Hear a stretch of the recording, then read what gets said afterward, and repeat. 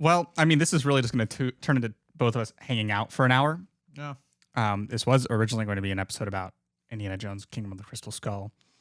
But do we even do our intro? I don't know if we do our intro. It feels like oddly bare bones. Like we should. I don't know. It doesn't feel like it without. Who we kidding? It's fine. Yeah, that's okay. We just keep going. Let's roll into it. Let's begin.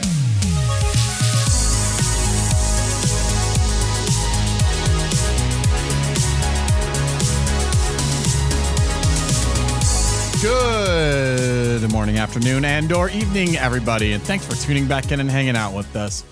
As always, we are the Genesius guys. I'm Nick. Filling in for Kyle, I'm Seth. And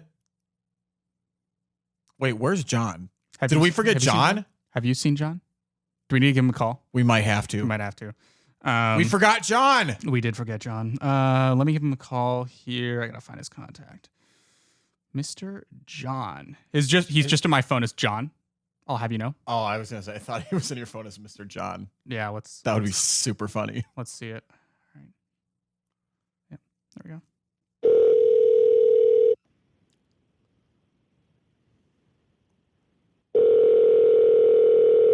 Wait for it. He's not gonna pick up, is he?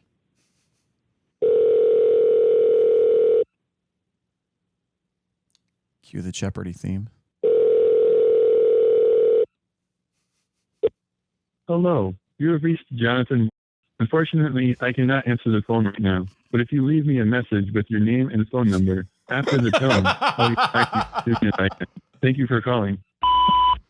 John, we hope you're okay. This is Seth. And this is Nick. And this is the Genesius podcast calling you just to check in. But I just got your text. I know you can't talk now. I guess we'll call you later. I mean, this is awkward. Yeah. All right. Well, we'll sign off for now then, John. See ya. Well, you know what? I think this confirmed what we feared was going to happen. Yeah. He's been abducted by aliens. Absolutely. Yeah, that's the only conclusion. I'm just going to, he says, can't talk now. What's up? I'm just going to say, don't worry about it. And give him the wink face. Ooh, should I do like the face where he's like winking and then blowing a kiss? Should I do that one? Yeah, do it. Okay. That'll throw off the aliens in a big way. Yeah. Yep. Because I'm sure they've got his phone. They've probably tortured him for the unlock password. But anyway. And then of course he's gonna call back in the middle of us doing this. That's true. Yeah. I'm gonna keep the level for the Bluetooth just like right here in case he does.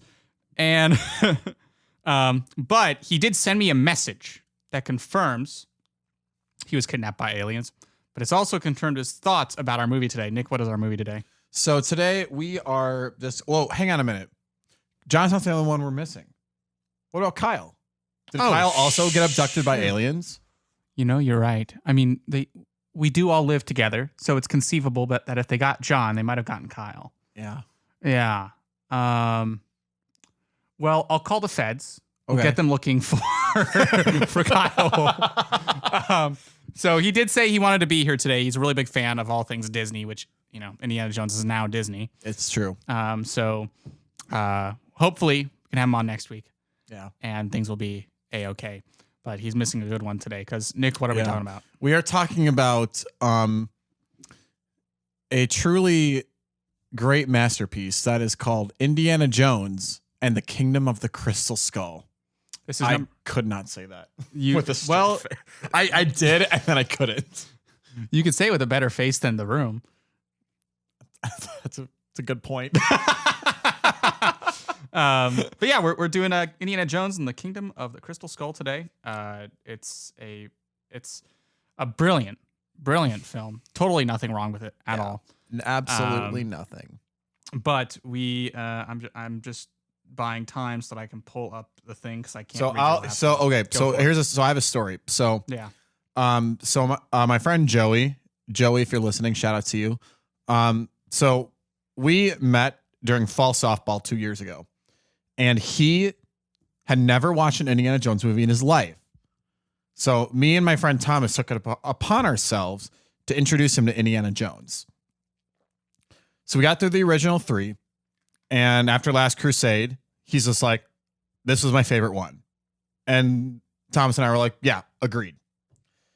And we debated, do we show him this movie? And I'm just like, I think we have to. He has to understand how terrible it is. Yeah. And so we did. And you know what Joey said at the end of that movie? I changed my mind. This was my favorite one. Oh, God. That's a brilliant turnaround. And every time I see him, I'm just like, I have to razz him about this because he knows I vehemently disagree with this. Well, now you know how I feel about Star Wars. About which ones? The sequels. Well, I think it's a pretty unanimous opinion about the sequels. Well, about The Last Jedi specifically. Oh, I see. Hating on The Last Jedi once again. Yeah, we're back to it. But I'm not going to dwell on it because I know that people have different opinions, and that's an acceptable thing to have. Because there are some redeeming things about The Last Jedi that I now appreciate. So, and there are some redeeming things about Kingdom of the Crystal Skull, which we will get into after we talk about the fact that it was directed by Steven Spielberg, the one and only, and written by David Coep, and music beautifully composed by John Williams. Beautifully, he's never done a bad movie. Even for the sequels, when it sometimes sounds like he's phoning it in like a little bit, I think Rise of Skywalker was probably his laziest score. There was nothing he could do. In my opinion. I listened to the finale, so I have the finales for all of the movies in my. Okay, his finale track is. They're always great. Yeah, his finale track is brilliant. I love his finale track for Force Awakens. I listen to it all the time. Oh yeah. It's the scene where Rey gives Luke the lightsaber, right? It's such a good piece of music. They use the Force theme in every ending sequence in the sequels. Yeah. Which I don't know if I necessarily think was a great move. I think his use of leitmotif really dwindled in the sequels because I'm pretty sure there was a lot of external pressure to reuse some of those themes. And so you still get like Leia's theme when it's appropriate for Leia. But I feel like the Skywalker theme and the Force theme, like they kind of get overdone. They kind of get overused a little bit. But this is not a podcast about Star Wars. No. This is a podcast about Indiana Jones. Again, a cousin to Star Wars, so this tangent was inevitable. There is actually an etching of R2-D2 and C-3PO that appears on this movie, apparently. In this one? Yeah, I didn't catch it in this one. It's very, very, very small. But the Akator throne room, designed by Guy Hendricks Diaz, keeps up an Indiana Jones tradition by having C-3PO and R2-D2 etched into one of the yellow titles and E.T. into another. That makes a lot of sense. Yep. According to the book, The Complete Making of Indiana Jones, the characters can be found somewhere in all 4 Indiana Jones movies. Will they be found in the 5th one? Who knows? I wouldn't be surprised. I'm curious to see, because I know Spielberg's not directing the 5th one. It's James Mangold. Yeah. Who did Logan. Yeah. So I have some hope for Indiana Jones 5. I'm curious. Here's what I think. I think Indiana Jones 5, Dial of Destiny, which you'll hear our take on it in just 2 weeks at the time of this releasing. That's true. At the time of recording, it is not out yet. Yeah, but some reviews are starting to come out, and they're not all positive. It's very mixed. Very mixed. I think it's going to be mixed regardless. I think so. At least as far as where I think it's going to stand, I think it's going to be better than Kingdom of the Crystal Skull, and I think it's not going to nearly be as good as the original 3. Interesting thought. That is my take on it. That's an interesting thought. Yeah. I mean, we can talk a little bit more about Crystal Skull here as we get into the main part of the show, but it'll be curious to see, because I have a couple of different ideas about certain things they do in Crystal Skull and whether or not they work. Because there are things that I think work, some of which might be hot takes, and there are things that I think really don't work about the movie. I can already think of one particular thing that did not work in the movie, but we'll get to that. Does it have to do with a particular actor? It does. Okay. I'm curious to know if we're thinking the same thing. If I don't think we are. We're probably not. I don't think we've ever been on the same mind track for this kind of thing. Fair enough. I'm really curious. So anyway, what else we got here? I think so. This came out on May 22nd, 2008. So fun fact, I saw this movie in theaters. I was 11 years old. I'm trying to remember if I did. My family went to go see this. I think I might have seen it. I've definitely watched it. I think this actually was my first exposure to Indiana Jones. Oh. And then I watched the original movies and have grown to appreciate the original ones more and this one less. Yeah, I largely agree with that. Although I will say, when I went back and watched this movie, I enjoyed it. When I go back and watch this movie, I didn't necessarily watch it for the purpose of this podcast, but I enjoyed it more than I enjoyed Temple of Doom. That is a hot take. That is a really hot take. I think Temple of Doom really just overdoes it. I think there are some aspects of Temple of Doom that are actually really good. I like their expansion on the pre-Raiders Indiana Jones. Yeah, the character especially. Yeah, being much more... And Short Round is the GOAT. Short Round is the GOAT. And they should have brought him back, I think, for this one. And I hope they bring him back. I really want to see him in Dial of Destiny. That would make me so happy. Yeah. So I don't care if I see it opening there or not. I will actively cheer. Yeah. If Ke Huy Quan makes an appearance in this movie. Yeah. One other, let's get back to Crystal Skull here because we can talk about the rest of the stats. But a lot of interesting thoughts on Dial of Time that we'll get to when we actually do the episode. Which is actually really cool that this series that we're doing is culminating in the 5th and probably final release. I hope the final one. The last one that John Williams is doing. Yes. Which I'm going to be paying attention to that, and I think that's going to be really, really cool.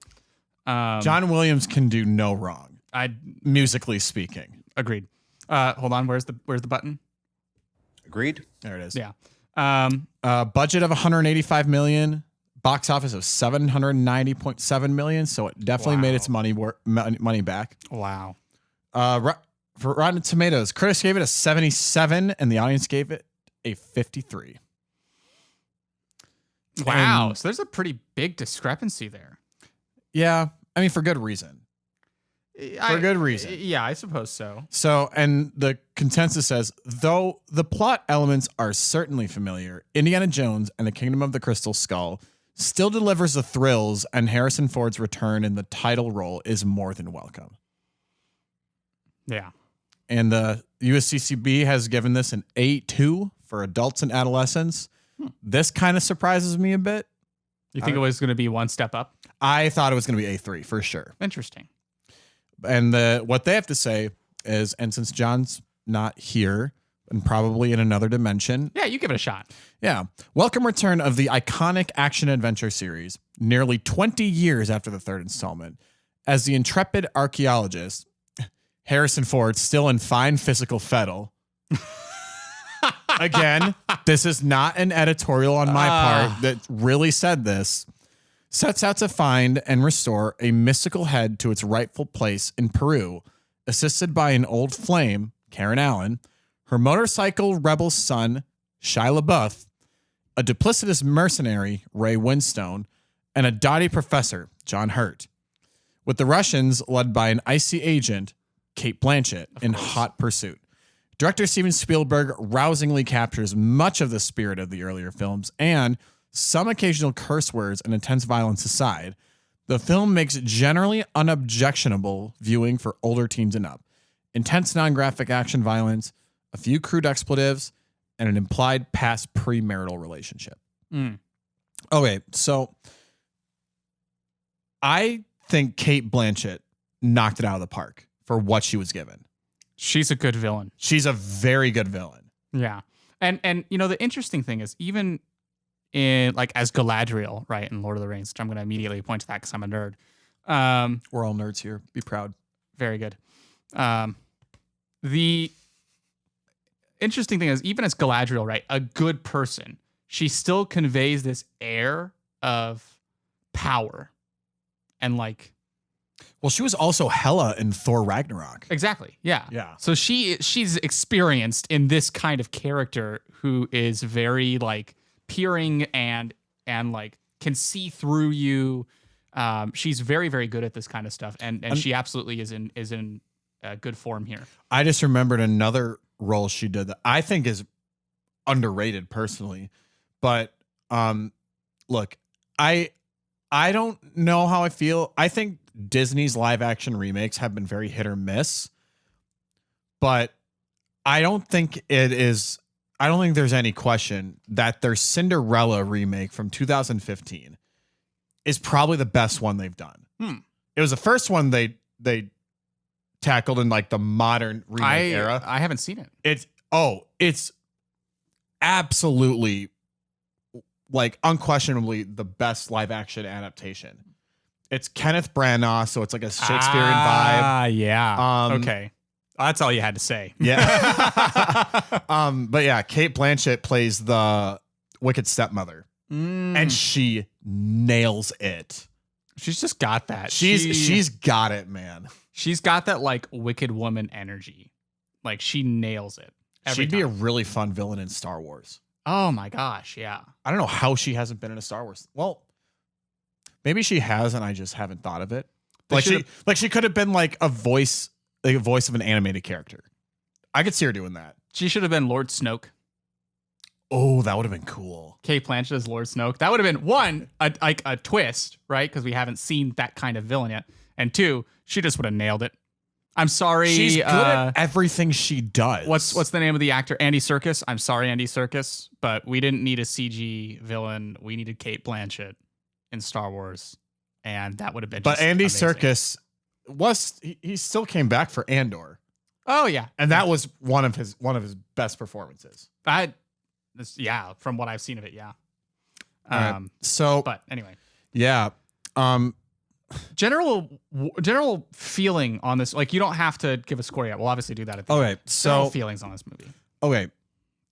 So I'll go to this. So out of the 4, I think this is unquestionably the worst one.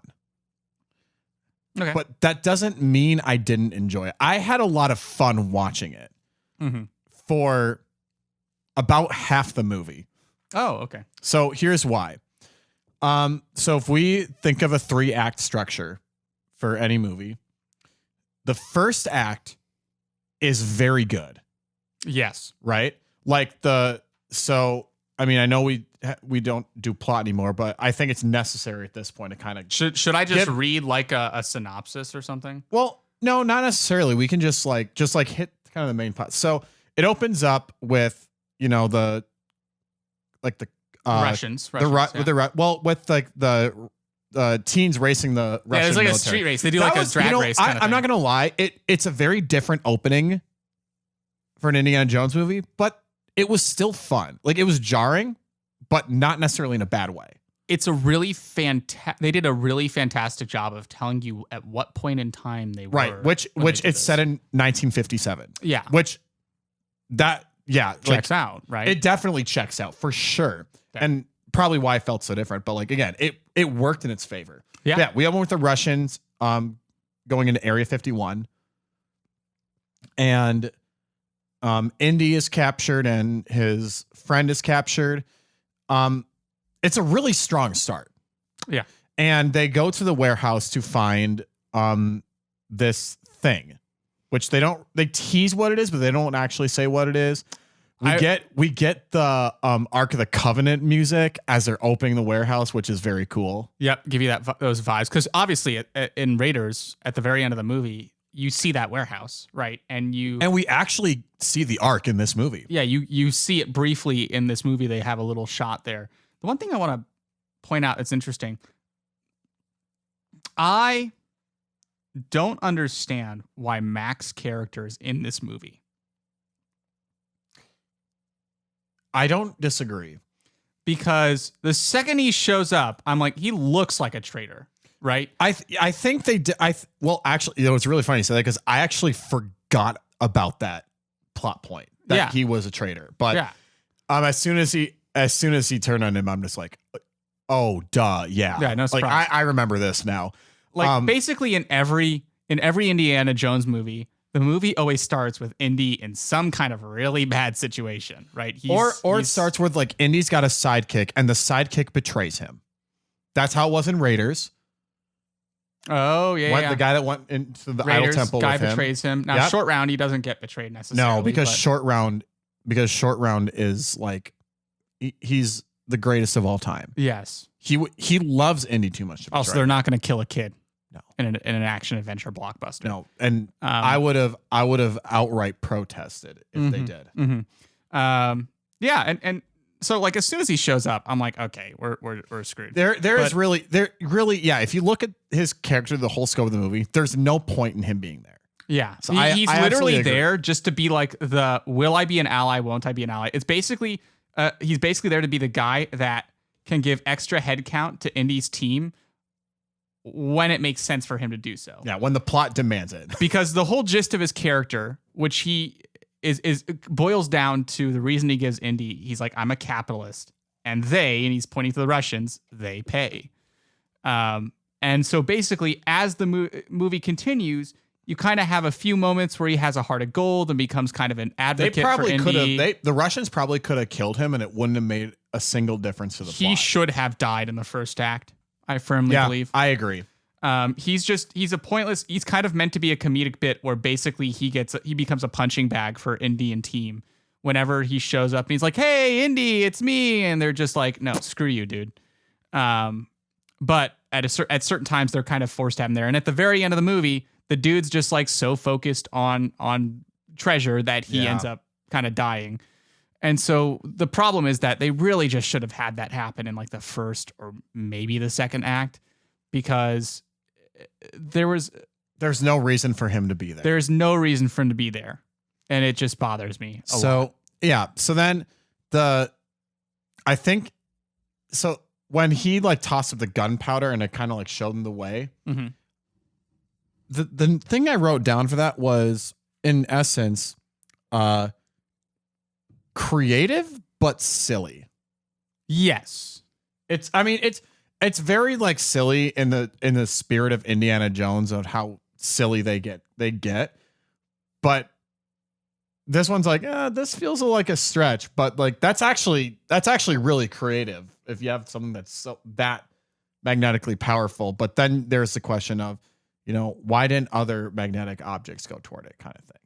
Yeah, I think they could have. I don't know if there's a possibility for them to just kind of allude to that. I think it would have been really cool to have show like chains hanging from the ceiling, and they all just look up and they see the chains like swinging in a direction. That would have made a lot of sense. That would have been a way cooler way to show that this thing is magnetic, because when he tosses it up in the air, it just kind of like sits there right above him for a second and then goes. Whee! And it's like, that's not how magnetism works. Or I also want to point out that at the Kate Blanchett does the Kylo Ren thing to Indy. Oh yeah, and he just starts laughing. I sat there. I'm just like, does she have the Force or something? She's like, you're a hard man to read, Dr. Jones, and you're just like, oh gosh. Yeah. Anyway, so it's silly, but Indy escaping the warehouse is a really great action bit. I think it's fun. That was a really fun bit. Especially when he swings using the whip, and then he swings back, and he's just like, oh, what he said something like, it's like, oh, I thought I had it right there, or something like that. I thought it was closer. It's fun. It's a fun bit. Well, one thing I want to point out for this that's really cool is, and this is via IMDb's kind of trivia section. Sure. Apparently, Harrison Ford was in such good physical fitness that his measurements for his costume did not change since Last Crusade. I believe it. Yeah. I'm not at all surprised. Yeah. His whole point here is like, I know they've got stunt technology, but the stunt technology made a lot of his stuff safer. So they were like, he's like, I want to do as much of it as I can. Harrison Ford does his own stunts much of the time. He really, this movie to me feels like the last time that Harrison Ford gave about his role. Yeah. Right? It's the first time that he cared. It's like the last time that I've seen him really care about the role that he's in. But he really committed to this. He's very outwardly said that his favorite character he's ever played was Indiana Jones. Yeah. And not Han Solo. Well, and it gave him the opportunity, because I feel like with Han Solo, he really had to share a lot of that spotlight with the other members of the cast. Oh, I never thought of it like that. But also, yeah, Harrison Ford is like one of the greatest actors of the 20th century, right? Oh, for sure. He's basically an action hero. He did a lot of political thrillers. He did that one, Air Force One. What is it? Yeah, Air Force One. The Fugitive. I think he was in Clear that and one. Present Danger. I think was another one. Maybe I'm wrong, but he's gonna be in the MCU. He's gonna be in the as who? He's the recasting for Thunderbolt Ross. Oh, I know. Isn't that cool? That's gonna be fun. And the great thing is Thunderbolt Ross is not a big character. Well, I don't know about that because in the comics, he's Red Hulk. MCU, my boy. It's probably gonna happen. They're probably gonna give him a Red Hulk bit. Harrison Ford as Red Hulk? That would be interesting. All right, well, check off your bingo boxes. We just talked about the MCU. No, but like apparently in these new movies, Thunderbolt Ross is the president of the United States. Oh, dude, this is gonna be that's great. Is it? I am stoked to see what he brings to Marvel. That's great. I love it. Yeah. So and then of course we top off the first act with the whole scene where he's in the nuclear village. Yeah, let's talk about this escape because I want to point out a couple of things. After watching Temple of Doom, I appreciated this movie so much more because people talk about the fridge, nuking the fridge, right? And about how unrealistic that is. It is to a degree. The second movie shows so much unrealistic stuff in terms of physics that when I rewatched Crystal Skull, right, it didn't seem all that different to me. Like it was like, okay, yeah, there's some outlandish stuff. Yeah. Also, he's in short range of a lot of soldiers firing automatic weapons. But that's how it is in like every Indiana Jones movie. Yeah, it's just like, I don't know. To me in this one, it really stretched the imagination to be like, you have 15 soldiers firing automatic weapons at you. One of those suckers is going to hit you. Right. And in terms of like realism in the action scenes, I've lost suspense of hope. Disbelief. I've lost all hope in any of that seeming particularly real. But I mean, they make a point to say that the fridge is made out of lead. I love that label. Like, do you think they would have had that label on old fridges? Yeah, possibly. Fair enough. But I think they made a point to be like, it's like, this is the thing that's going to save his butt. Yeah. And it did. I think the nuke scene is fantastic visually. Oh, I was going to say that too. Like, it's like visually speaking, it's stunning. Now, I want to point out the cinematographer in Kingdom of the Crystal Skull is a different person. The first three movies were Douglas Slocum. And then who we had for Kingdom of the Crystal Skull was, my phone decided to go back one too many pages. It was Janusz Kaminski, who does other work such as he did Saving Private Ryan, Schindler's List, War Horse, that Story. Really shows. Yeah. For sure. He studied a lot of Slocum's work to kind of emulate that in Crystal Skull. And I think for the large part, this is a really great looking movie. There is some kind of like not great CG, especially in like the tropical forest. At the end of the day, it's still a fantastic looking movie for the most part. Yeah. So first act, pretty great. Yeah. Right? I like it. It's very much like how, and then, like you find out that he fought in the war, which I forgot that detail, but thought it was really interesting. I thought it was an interesting. Which war? World War II, I think. Indy? Yeah. Interesting. Like he was drafted. That shouldn't surprise me. Yeah. Okay. So I think that's a really interesting development. And then of course, like, he gets let go from the college. Well, and we should give a little background on this because I suppose, yeah. Yeah. So Indy kind of alludes to the fact that him and Mac did a lot of spying on the Soviets. Yes, which I think is interesting. I think that opens up a whole can of worms for like digital de-aging Harrison Ford for a couple of movies. I also feel like it's like, why is an archaeologist spying on? Because he was like, it was probably when he was like a soldier. No, because that was after World War II. Though the military probably still had him. Oh, it's like reserve. Right. Yeah. Fair enough. Yeah, that's kind of how I took it. Yeah, it's weird thinking that he like fought in World War II because he ends up doing other stuff as an archeologist against like in opposition to the later Nazis on. anyway. Yeah. Anyway, so like and then he meets Mutt, played by Shia LaBeouf. What are your thoughts on Mutt? Mixed. Very mixed. He's not Harrison Ford. He's not Harrison Ford. He's not a terrible casting choice. Agreed. But I actually don't dislike the character of Mutt Williams. Mm-hmm. But there is a glaring issue. What's that? They decided to make him Indy's son. Why is that a problem? I mean, it's not. I mean, it makes sense that he and Marion would have a fling and she would have a kid, but it felt forced. I didn't think it was the most natural insertion into the story. I do think it was very strange that Indy had no knowledge of this whatsoever. That too, right? Like you'd think he would have gotten some wind about that. It did make for some pretty funny bits, like when he was saying like, oh, like why should you do what your mom says and just do what you love to do, and then he finds out he's a son. Why did he drop out of school? Why didn't you put him back in?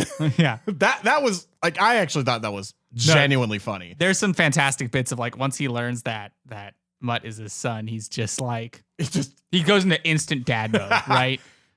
He's like, you're gonna go back to school, you're gonna finish all that, and he's just like, where did this come from? But the second act is really weird. Just with learning about the crystal skull. The fight in the graveyard is pretty cool. It's fun. I particularly love when the one guy's about to blow a dart at Mutt and Indy jumps in front of him and blows it straight into his throat. I was like, that's a gnarly kill. This feels like payback for all of the jump scares in the previous 3 movies. Of just like Indy gets to jump scare the bad guy this time. It was fantastic. Yeah, it's so great. The motorcycle sequence through the college is really fun. Mm-hmm. I just love that they slide under the table and there's just a student there who takes it in stride and just starts asking him questions. And he's like, you got to get out of the library, man. And leaves. Yeah. The second act is where it really feels different than the Indiana Jones movies we're used to watching. Yeah. The second act is, and once they get the skull and get into the whole like mystical bit of it, this is when the movie kind of starts to derail. Yeah, it's a lot. A surprising amount of this movie is not spent on the skull itself. It feels like it's just spent catching up with Indy. Yes, but like, I mean, obviously, when you find out what the skull actually is, it just adds to the sheer ridiculousness of the movie. Yeah, it's a crystal skull with psychic powers. And I find it interesting. And the jungle sequence has some of the most awful, but some of the most laugh out loud moments I've ever experienced. What's your favorite? There's so many. So the one that everyone talks about is Mutt swinging through the trees with the monkeys. Yeah, that's the one everyone talks about. But there is one that I think stands out. There is one that I actually laughed even harder at because it is the equivalent of a Looney Tunes cartoon. It's when they're driving the duck boat thing. It's like that vehicle, that armored vehicle. Yeah. That can also operate in water. Yeah, the amphibious. When Marion drives it off the cliff onto the branch, that graciously lowers them in the water, and the second they leave, it flips back up and hits some Russians. I'm just like, this is actually cartoonish. Confirm this jungle's Acme Corporation. I really had a good chuckle about when Mutt is sword fighting the doctor. I can't remember what the name. Yeah, that was the other one I was going to bring up. When he's sword fighting Irina Spalko, Kate Blanchett's character, and then at a certain point he has to straddle the 2 vehicles, and branches start coming on and just start like whacking him in the crotch. Well, and he's wearing tight pants because it's the 50. That's the other thing I was going to bring up. It's like I'm just like this, like the sword fight itself, actually pretty cool. He's fighting effectively two enemies. Yeah, at once. he's fighting. Like it's a really cool sword fight. Yeah, and then he's straddling the two vehicles, and he just keeps getting hit in the balls by all these plants. It's so good, so goofy. It's like there's a perfect amount of like actual wackiness to this that is not outlandish. Now they do manage to give you one scene. I don't know about not outlandish. It's outlandish. They give you a good amount of it, but not just completely ridiculous and like absurd and weird. Like they keep it except when the tree graciously lowers the duck boat. That was just beyond ridiculous. Yeah, that's kind of and then of course they have a moment where it's like a horror movie and you have all those ants. The ants. You know, they had to do it once. They had to do the creepy crawler thing. The pacing in just that whole sequence is super weird. It is. Because in moments it's really goofy, and in moments it's like straight up horror. Mm-hmm. And there's no cohesiveness between it. Yeah, I agree. It's a very how do I put this? So first of all, that scene is also the once a movie thing where Indy has to fight a big brawly dude who is way outclassing him. Which, by the way, that guy apparently like weightlifted to get up to like 250 pounds. Only to get drugged into an anthill. Yeah, he gets I don't even want to think about it. That was just creepy. They really made that effectively creepy crawly. Like I was reading some comments, but that's something that the indie movies do really well. Yeah, like that was actually very well done because like Temple of Doom does it brilliantly. But with Temple of Doom, apparently they used real insects. Yeah, I don't want to think about that. Whereas this is obviously like CG. Well, and apparently I was reading YouTube comments on that clip of this sort of ant thing in the movie, and there was one guy who was straight up like, this gave me a phobia of ants and I had to get therapy as an adult. Wow. And I was like, I believe it. That's 100%. That stuff was awful. Like it's like they really succeeded at just making it as gross as possible. But I like it because it's just contained to really one part of the movie, right? Mm-hmm. I feel like Temple of Doom just had so much of it, and it's literally all so that what's her name could just scream her face off the whole time. Yep, I get. That's a valid. Now that you say that, your argument that you like this one better is way more valid. Agreed. Doesn't mean I agree with it. Agreed. But your argument makes a lot of sense. Agreed. Anyway. So I gotta use the soundboard. Oh yeah. And then you get to the third act where they're going into the temple. This is when the movie just really fired on all the wrong cylinders. The way I like to think of it is the movie just stopped being interesting. I don't know if that's the word. I don't know if I would say that.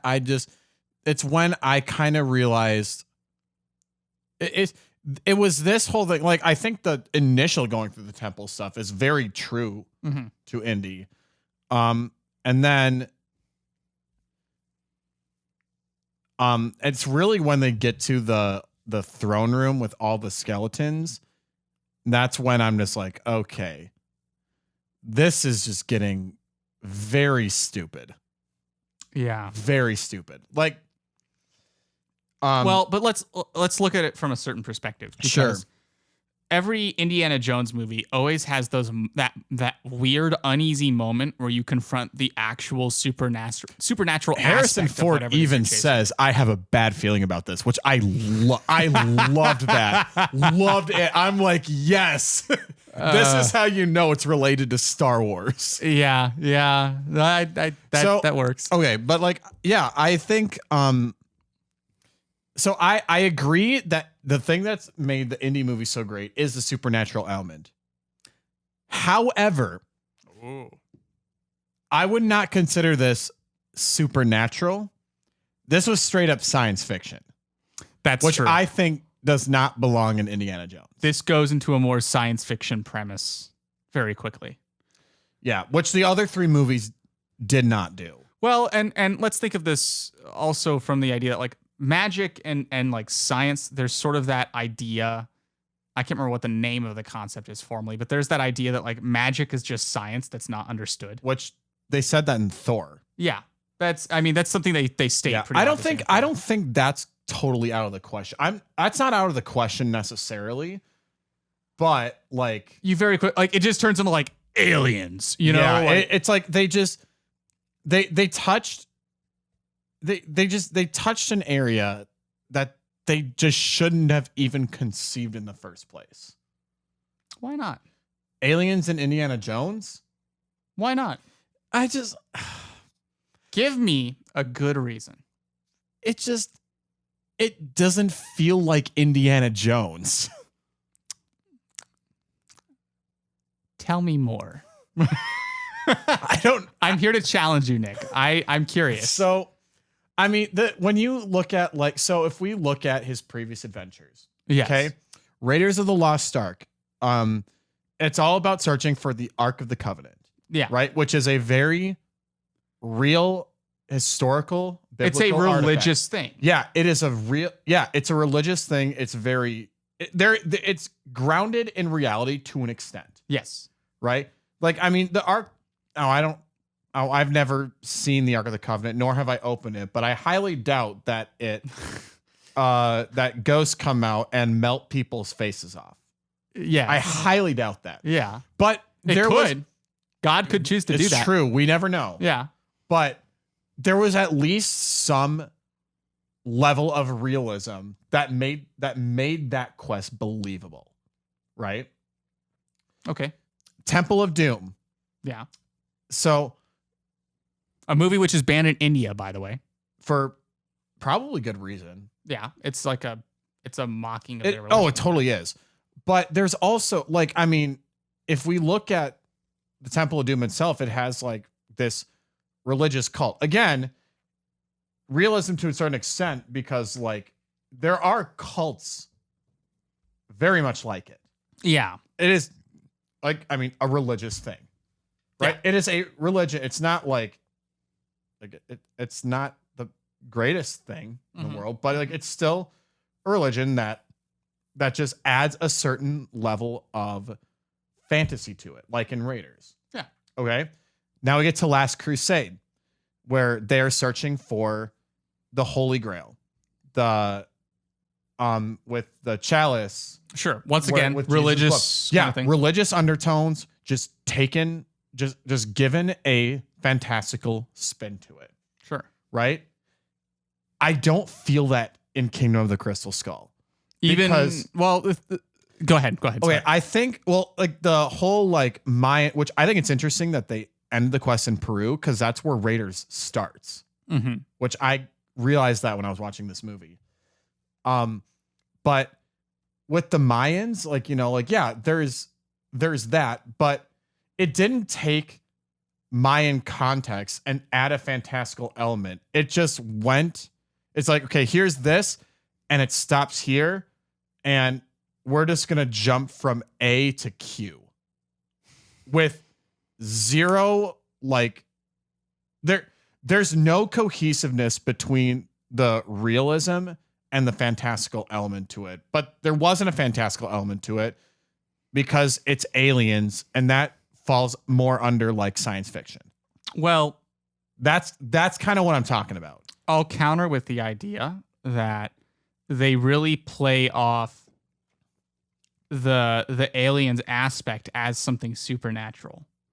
Because if you think about it, right? That's a fair point. Yeah. I can't really argue I with respect that tonally it's not consistent with the previous movies. I think that's a fair argument, and that especially can be a detractor for a lot of people who are maybe used to what would have made sense if they had if instead of a crystal skull, right? Mm-hmm. I think or even if they did have the crystal skull, have that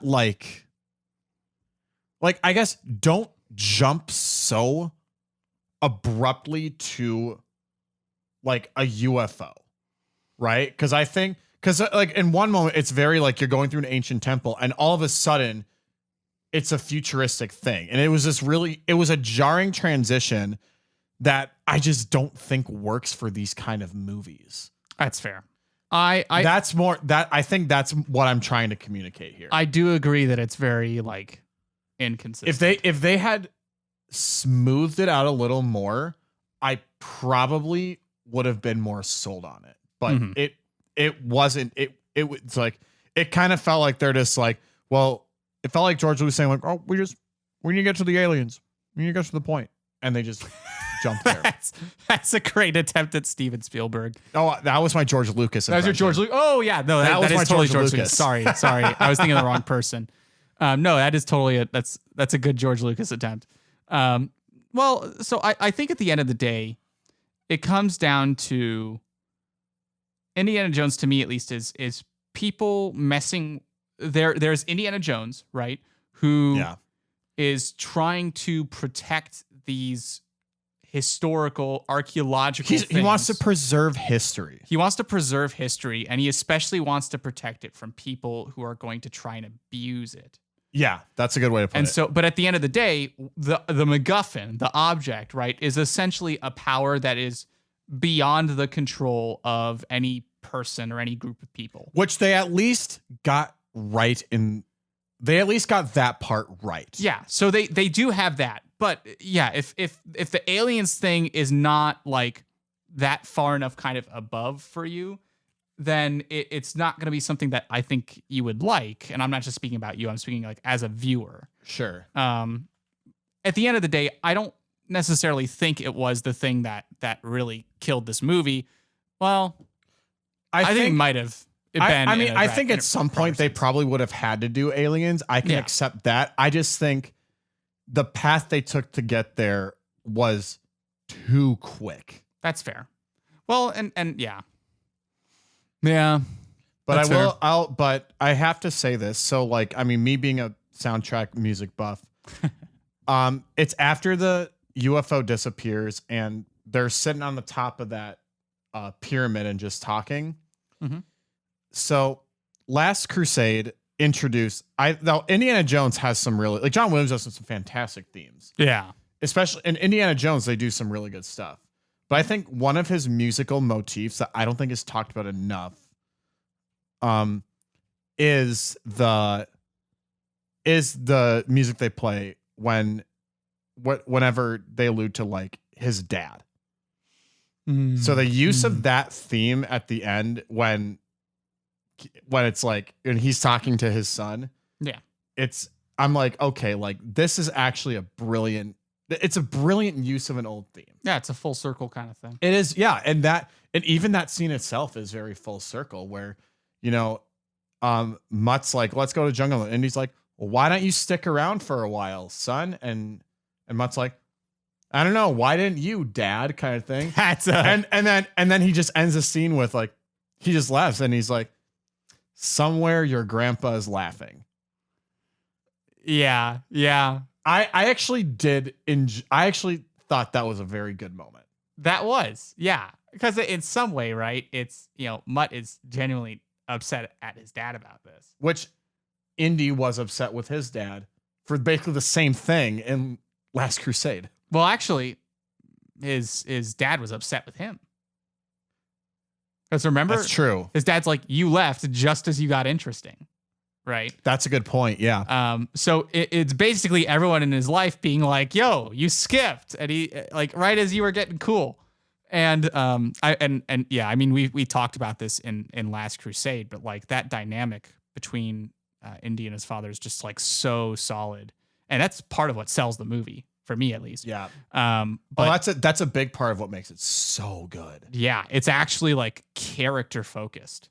But yeah, I think it's really cool to have Mutt in here. I think Shia LaBeouf plays it off pretty well. Oh, yeah. Shia LaBeouf wasn't a bad addition to the movie at all. Yeah. I think they missed an opportunity. Okay. I think this movie would have launched perfectly into a new show. Did you know there is an Indiana Jones TV show? I know there is a TV show. I've started watching it. How is it? I mean, I'm only like halfway through the second episode. It's interesting. That's a Minnesotan. You're gonna have to translate. You know, like as it stands, it's not necessarily my favorite thing I've watched, but it's also too early to be able to tell. Like, okay, I think when it gets further, it might get. I think I might like it more as it goes along. But I think 1 or 2 episodes is really too early to tell how good a show is going to be. Yeah. Well, and so this kind of brings me back around to the idea of doing a TV show starring Mutt Williams as Indy's son, because clearly he's got a taste for adventure. In some ways, 1, he has the taste for adventure. 2, he shows to Indy, his dad, that he is a competent individual, both in terms of knowledge and in terms of being able to handle himself. I love the part where Spalko puts the sword to his throat and he just like, hold on. And he grabs a comb out of his pocket to comb his hair. And he goes, it's okay. I'm ready. Take me out. Right. Which I think is hilarious. Is a really fun moment. But in the same vein, I don't think Shia LaBeouf has like the rugged charm of Harrison Ford. Oh no! He's certainly no one's gonna have the rugged charm of Harrison Ford. Yeah, he's not a replacement. He's not a recasting for Harrison Ford. He's an extension of the character. Yeah, he does have a certain boyish charm to him, and I think that this would have served well for like a Disney Plus series, like if it were made today. Oh, right? Yeah, for sure. I think it would have served well to have a miniseries that is just Henry Jones III, and it's Mutt like going around and doing his thing, and like Indiana Jones especially in like shows the up. 50s and 60s period, that would be super cool. It would have been awesome. Like, and you know, Harrison Ford can pop in for the first and last episode, or maybe somewhere. Do you think Shia LaBeouf's gonna appear in Dial of Destiny? I think he might. I think it's possible. Yeah, I think people give his character a lot of hate unjustifiably. I think he did. I agree. Yeah, I liked his character a lot better this viewing than previous viewings. I don't know if his intention was to be a recast and basically a replacement for Ford, because I don't think he fulfills that. But I do think he fills the role of being Indy's son really well. And I think he could carry a smaller sort of scale adventure on his own pretty well. Oh, for sure. Especially if you play to Shia LaBeouf's strengths as an actor. Have him team up with Short Round.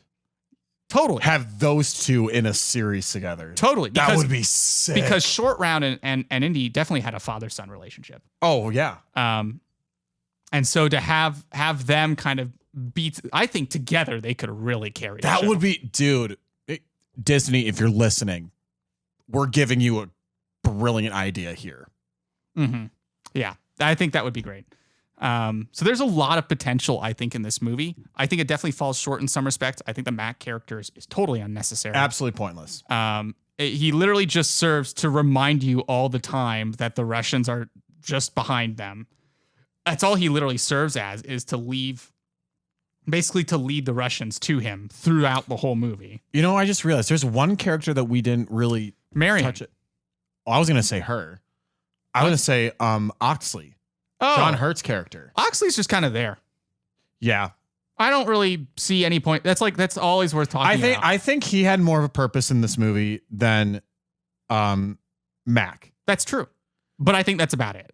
There's nothing that stands out to me. He was like if the Crystal Skull was the MacGuffin, then Oxley was the, like, he's kind of like he serves as the extension of the MacGuffin.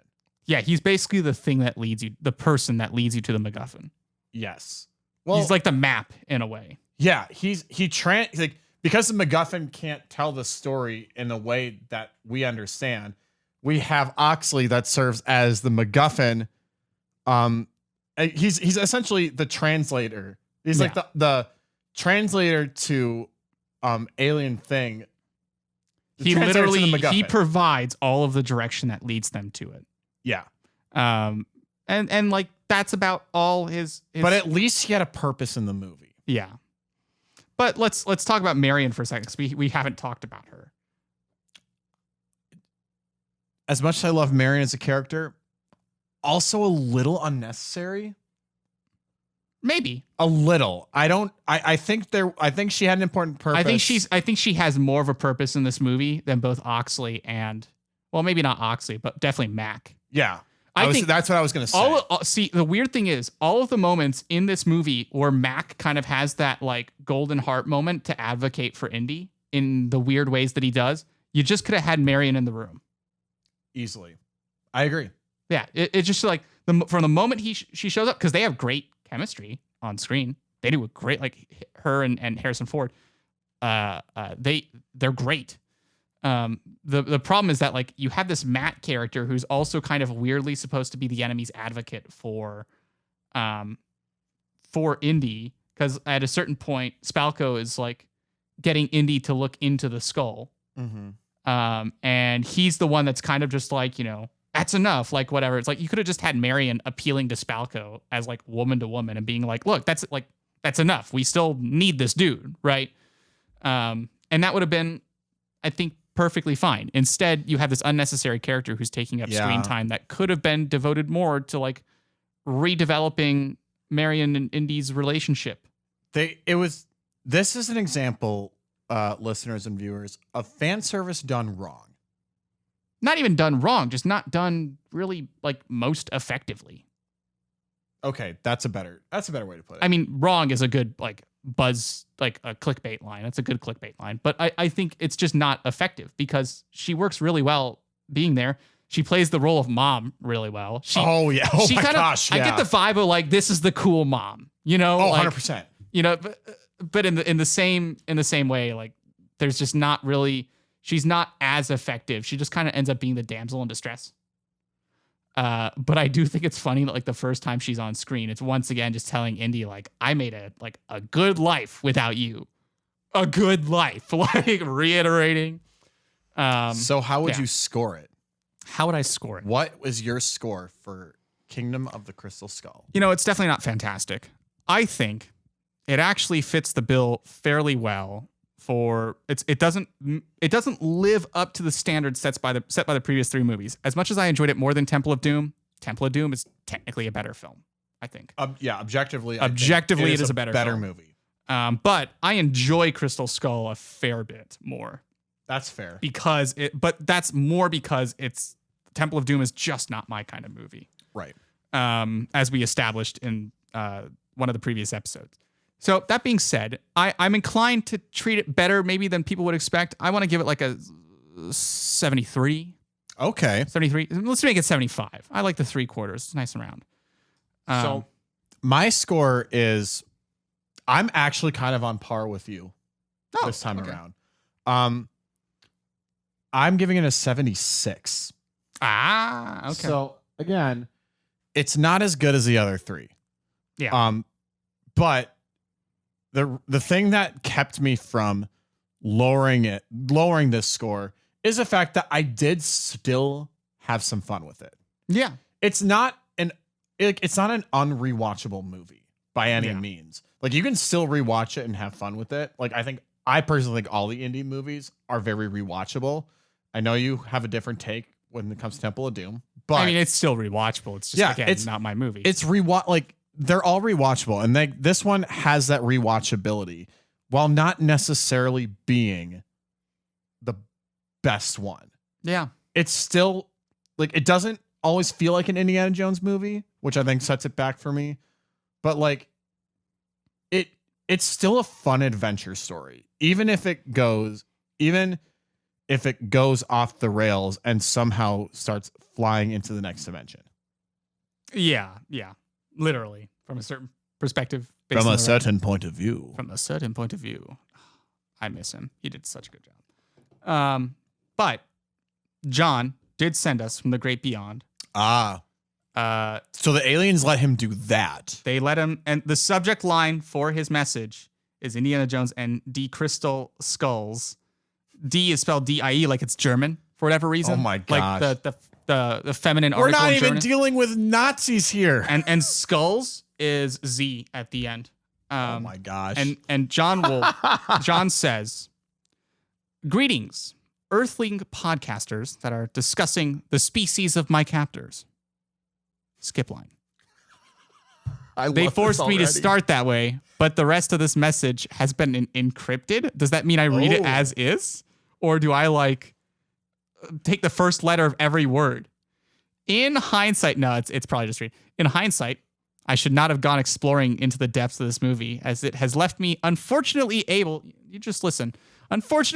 to accompany my fellow podcasters on this latest romp through nostalgia that doesn't quite live up to that of the original trilogy. I would like to point out one of the reasons that John is not here, apart from practical reasons, is he just straight up didn't want to rewatch this movie. Yeah. I can't say I blame him either. Through this movie, this is him again. Through this, this movie, which can he even write? Though this movie, is this going to become a new trope? whose name continues to escape my recollection, it is not as bad as when I first saw it. I would say that it doesn't quite live up to the same spirit as its predecessors. Indiana Jones, for John, has always been about exploring legends of the past and felt very akin to noir adventures. That's what I was trying to say. Then he said it for you. See, this is why we need John. This is why John fills out our trio so effectively, listeners and viewers, is that he oftentimes can put into words things that Nick might not be able to articulate. I am the Crystal Skull, and he's Oxley in this analogy. Yeah. Indiana Jones, for John, has always been about exploring legends of the past and felt very akin to noir adventures, but this film tries to change up that premise to a more modern-day interpretation. That's a good way to put it. I don't think this is necessarily a bad idea to resurrect a dead franchise after 20 years, but it unfortunately felt akin to a necromancer reviving the husk of a body with the spirit of a quick cash grab. Whew. I also didn't realize... He's not wrong. I also didn't realize that prior to its merger with Disney, that young Tarzan would be the successor to Indiana Jones, who somehow in the last 20 years learned to become indestructible to a denotate. What in the world are you saying, John? Who somehow in the last 20 years learned to become indestructible to a detonation akin to that which created the Hulk. That is strange. Also, I didn't know that Lucasfilm was actually taken over by Disney due to Wipeout the. Disney didn't take over Lucasfilm at that point, though. Oh, I see what he's writing. Also, I didn't know that Lucasfilm was actually taken over by Disney due to wipe out the competition on who could build the best nostalgia wave ride. That's true. Yeah, that's absolutely Disney's entire business model right now is nostalgia. Literally, their parks, their content, it's all nostalgia. Yeah, and that's working out for them. How? Not great. It's all nostalgia, and it's like 10 to 15% trying to put new characters in that build off nostalgia. Looking at you. And the funny thing is, all the new characters are literally just like revamps of old characters, but are like already fully realized when they first hit the screen. They're already fully realized when they should have had development going in. Yeah. Overall, this is John again. Overall, in comparison to some of the nostalgia trips that come out now, this really is not that bad. But I think it says something that this franchise went dormant for a whole 15 years after this release. It could also be my own bias that The Last Crusade was such a high point for the series. Agreed? Agreed. Yep. It was such a high point for the series that this movie had a lot of hype to live up to and instead ended up with a midsummer belly flop. Yes. Wow. I do have to give them credit for trying something new with the Indiana Jones character and attempting to hand off the reins to a new, younger actor. I don't necessarily know if that was their intent, but I'd largely agree. For discussion, what are your thoughts on reviving a franchise that ended decades ago versus remaking it? Is it important to keep the exact same actors in the role or have a new actor, a la James Bond, and have them go on even newer adventures? To me, Indiana Jones created a huge following of movies in that genre. Why not just come up with a whole new story and characters with the same spirit but set in a later decade? Was it a big error to lead the audience on this discovery and the inclusion of aliens in a franchise that has only been fantastical in nature prior? You pointed this out very well. What was the point at which this movie lost you? I know that, which we both say is about Act 3. I know that definitely Act 3. Maybe towards the end of Act 2. Yeah, actually, toward the end of Act 2 for sure. I know the previous movies pushed the limits in some ways, but this one felt way over the ledge into impossible. You want to guess his rating? Is it lower than yours? Yes. Is it below 50? No. Okay, 57. You're gonna laugh so hard. Is it 69? It's 74. No way! Oh my gosh. averages very cleanly to a 75. His consensus, it wasn't terrible, but I was not a huge fan of this movie. It took some risks that I don't think paid off, but it's not like it's unwatchable or anything, just not my cup of tea. In the same way that Temple of Doom was not that for my cup of tea. He's like, I would honestly just rather watch The Last Crusade again, which is literally all three of us. Yeah, okay, so some of his questions here, which, you know, I know we're about an hour in, but we're at least an hour in, but I think there is a couple of questions that are worth briefly discussing before we sign off. Yeah, what are your thoughts on reviving a franchise that's been dormant for a while? Because this happened with Star Wars. Yes. This has happened. This will be twice now with Indiana Jones, with Dial of Destiny, that they're bringing this back. It's going to happen with Harry Potter. It's going to happen. It actually kind of it has in a way. Yes. Because they had that stage play. Oh, I was going to say the Fantastic Beasts series. That too. And HBO, they're basically retelling the original 7 books in a TV series format, which I don't think is actually a bad idea. Yeah, well, let's talk about this idea. So here are my thoughts on it. Okay, sure. It's a good idea because you can stick to the source material much closer. Because I love the movies. I do. I grew up watching the Harry Potter movies. But they strayed further and further from the original source material as it went on.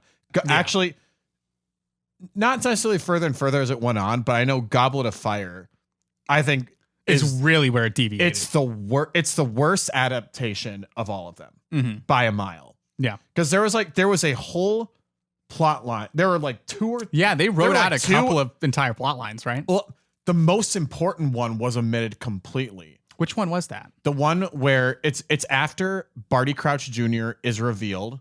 Okay. To have impersonated Mad Eye Moody. Yeah. Like when he transforms back into him and he's under the Veritaserum, and he lays out essentially the behind the scenes work of the entire story. Oh, when I read the book, that was my favorite chapter because it explained everything. It's literally like having a whole mystery puzzle and then the person saying, here's the solution. Yeah. Because there's elements out there that you're just like, it makes no sense. But now it's like, that's when everything clicked. And none of that was there. Yeah, they do just kind of gloss over that and say, like, okay, he's responsible, whatever, move on. Yeah. So when this series comes and they get to Goblet of Fire, that's probably the thing I'm the most looking forward to is how they execute that. Mm-hmm. And I don't doubt it's going to be better. Well, because here's the interesting thing. The reason I don't think that made it into the film adaptation is because it doesn't work super well. It would be a very brief scene where the villain is explaining everything that happened in flashbacks. And that would have been enough. That's a fair point. Been enough. It would have been enough. They omitted it entirely because I don't think that necessarily works. But the thing that we have to remember that I think the movies didn't necessarily capture the spirit of very well is that Harry Potter books are mysteries. They're mystery novels. Yes. Right? And the movies gradually start to stray away from that element of mystery as they go on. They turn into more of just like narrative. Do you want to hear a fun fact about Goblet of Fire? Sure. It was originally supposed to be a 2-part movie. Wow.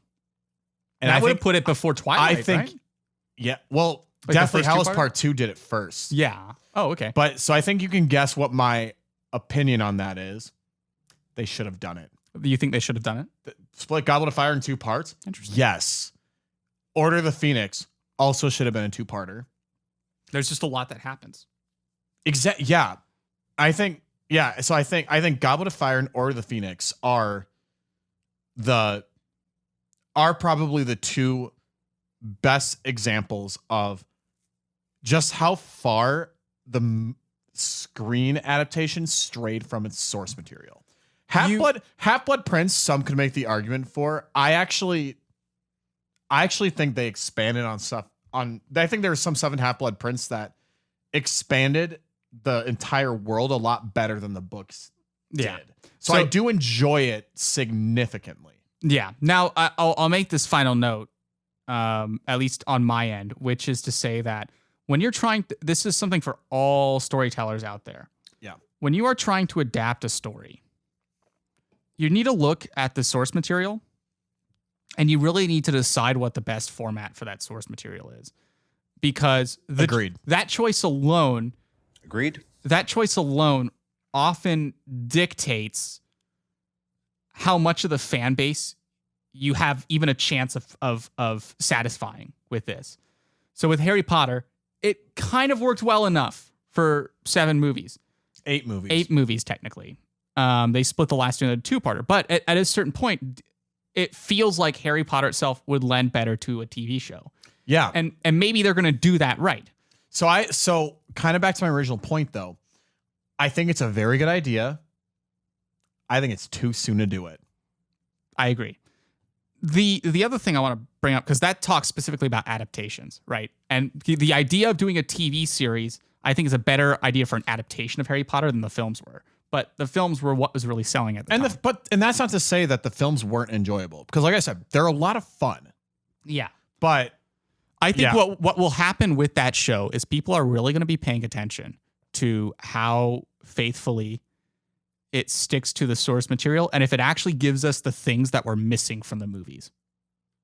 I actually think that might be more important than how close it is to the source material. Yeah, because and I know Rowling herself is famously a controversial figure now, even in the fan base of her own stuff. I think the reason she's controversial is dumb. Yeah, but that's a different discussion. That's a whole different discussion. I think broadly the concept of rebooting or revisiting or remaking films, those are all very different things. Yeah, so specifically going back to John's question of rebooting an old franchise. Yeah. I think reviving. Let's say reviving. Okay, yeah. It's a very broad term. because that encompasses remakes and sequels and all that. Yeah. It's a very, very hit or miss. It's very hit or miss, right? Because I think Top Gun Maverick has shown that it can be done right. Yeah. Because now I'm not the biggest Top Gun fan, but as far as the movie goes, for like with Top Gun and Top Gun Maverick crushed it. Yeah. In the best possible way. Yeah, it did a really good job. I think it really verged into like a mission. It turned into a Mission Impossible movie in the last act. It did Mission Impossible and Star Wars. Yeah, it really turned into a Mission Impossible movie in the last act for me, which to me at least kind of took me out of the point of what Top Gun was. But I'm just going to leave it there because I think otherwise it's great. Yeah. So I think it can be. I think it has to be done. It has to be done. I'm not going to say right because you can never necessarily do it right. It has to be done tastefully. Is how I'm going to put it. Can I attempt to articulate that? Yes, please do. I think you have 2 jobs if you're trying to revive a franchise. Number 1, and perhaps most critically, is respect the source material. Yes. Now, that word, respect, is fluid based on the intent of the creator, and people can argue about whether what they do actually respects the source material. But broadly, I think that's almost a popular decision thing, like a cultural decision thing. Like we decide, like, did they actually respect the source material? But that's your job, right? Respect the source material. And then 2, tell your own good story. Yeah. Because the reboots, the remakes that Disney is doing right now, I feel like are kind of screwing both of these things up with a few exceptions. I think the Beauty of the Beast movie, for example, did a good job of respecting its source material, largely. Agreed. Did it tell its own good story? And there are varying opinions on that. I think the content that they added was pretty good. I love that the Beast gets his own song. I like that song. Okay, I don't necessarily know if I agree with that first point, but the Beast needed his own song. And he gets I that. would like, I remember when I first watched the 2017 remake, I was like, I'm like, okay, like they're adapting the story fairly well. Okay, they're adding some background that I don't know if I wanted. And then the Beast started singing, and I'm just like, this is the best thing about this movie, unquestionably. Yeah. So that being said, I think they have a responsibility to the source material, and they also have a responsibility to tell their own good story. Yeah, I think that's a good point you make about the Disney the live action remakes too, because I think some have done it better than like I said. I think the Cinderella remake from 2015 did both things absolutely right. Yeah. In terms of keeping the exact same actors in role or casting new ones, I think that's an obvious answer. Leave, at least to me, is leave the characters in the roles that they have and let them retire. That to me makes more sense. I'm not sure I'm tracking. Bring in new characters for things when like the famous characters, the older characters grow old enough, right? That's how, like passing the baton. Yes. Even that can be done wrong though. It can be done wrong, but my point is that that's what should be happening. Okay. And this to me is part of respecting the source material. Because eventually I think they should do that.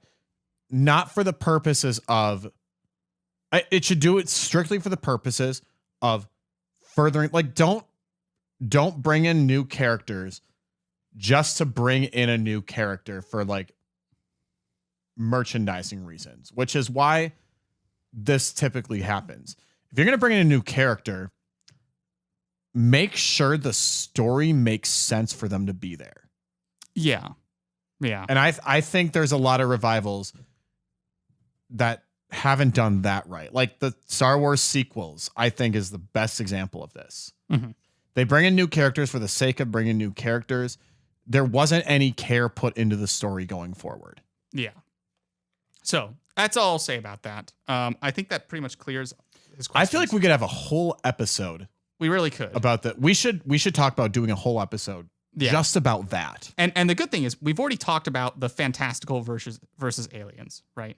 Yeah. And we've already talked about... We hit most of the points that he brought up. And then we've already talked about what point the movie lost us. So I think, John, in a way, you really did kind of foreshadow some of our discussion elements. I did not read this email until we started recording. So, yeah.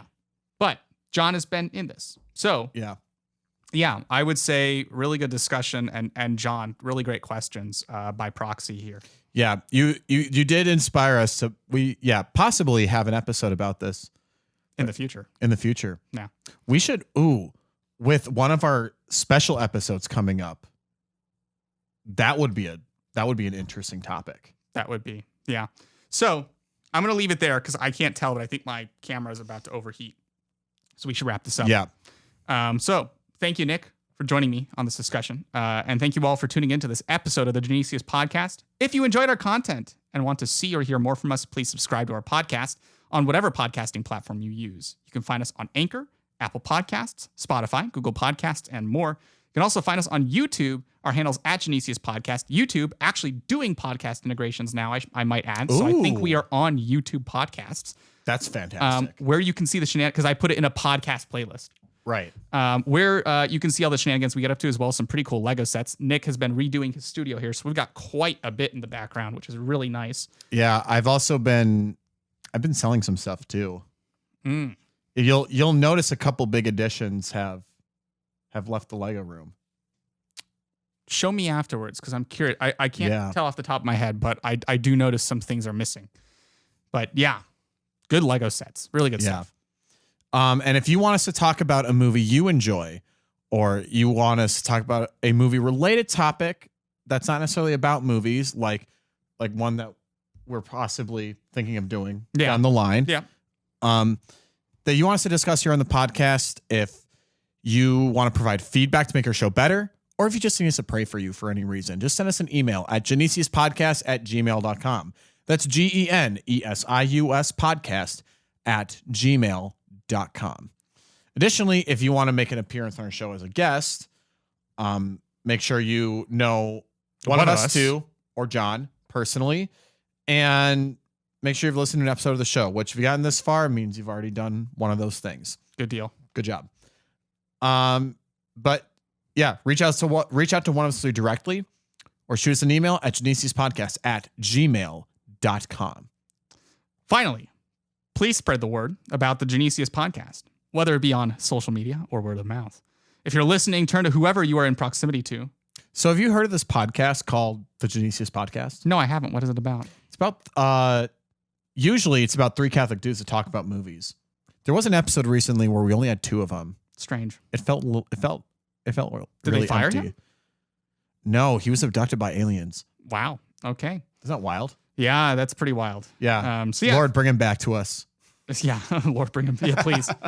If you're listening, turn to whoever you're in proximity to, or shoot a text to all your friends, family, and coworkers about our podcast, whether it be right at this moment, at a family dinner, at a work meeting, or on date night. That's a great careless whisper, man. You can't go wrong. Wherever you are and whatever you're doing, please tell them about us, and please pray for us as we continue to create content and use our gifts to give glory to God. Intentions for today. It's Father's Day. I think at the time of recording, when this comes out, Father's Day will have been about 3 or 4 weeks ago. Yeah, that's true. So I want to pray for fathers.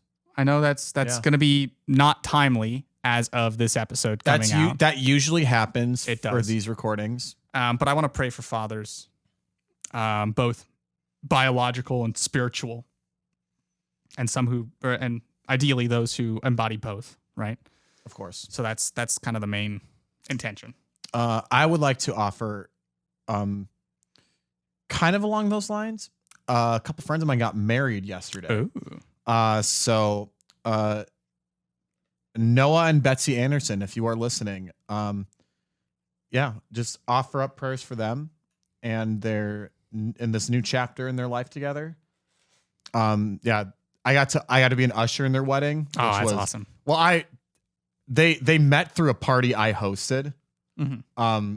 So it was really fun. Really beautiful traditional Latin mass ceremony, and it was a really fun reception. Like it was a really fun time. That's awesome. That's my intention for today. Sure. And what are their names again? Noah and Betsy Anderson. Noah and Betsy Anderson. Okay. I'll pray for us. All right. Pray. Now, Father, Son, Holy Spirit. Amen. Come, Holy Spirit. Fill our hearts. Holy Father, we lift up to you today all earthly fathers, which in your glorious design you created. And we pray for those who struggle with their role as fathers. Pray for all fathers that they may nurture and that they may guide and that they may lead as you intended them to. We pray in a special way for Noah and Betsy. As they begin their married life. Lord, we ask that you bless their marriage and make it holy, and that you bless all marriages as they model your love for us. And we offer all these intentions to you, and we ask for the intercession of the Holy Family, of Mary, our mother, Saint Joseph, our earthly father, and Jesus, your Son, our Lord, as we say, Our Father, who art in heaven, hallowed be thy name. Thy kingdom come, thy will be done, on earth as it is in heaven. Give us this day our daily bread, and forgive us our trespasses, as we forgive those who trespass against us. And lead us not into temptation, but deliver us from evil. Amen. Saint Genesius, pray for us. Saint Joseph, pray for us. Mary, pray for us. Father, Son, Holy Spirit. Beautiful, Seth. Thank you for that. Yeah. Thank you for joining me today. Thank you, Nick, for hosting. Oh, happy to do it as always. John, we hope you come back soon. Aliens, please let him go. Yeah, please give him back to us. We'll pay you whatever you want. Within reason. In Coca-Cola cans. And brownie brittle. You want the brownie brittle? You can have the brownie brittle. I can go get more. Anyway, yeah, thanks for tuning in with us. We will be back next Friday. Sorry, I'm trying to think ahead here for a second. That will be Last Crusade. No, not Last Crusade. I'm sorry. I'm thinking wrong. It's going to be something. We know it's going to be something. It's going to be... Let me think. Hold on. I'm going to do not Dial of Destiny. No, it's not. Dial of Destiny's 2 weeks. It might be something really special now that I think about it. Yeah, it might be crossover. It's going to be either that or it's going to be something you pick. Yeah, we'll figure it out. But we're going to give you something next week, next Friday at noon, as usual. But if you want to find out what that is, till then, I'm Nick. Filling in for Kyle, I'm Seth. We are not John. We are not John. And this is the Genesius Podcast. God bless everyone.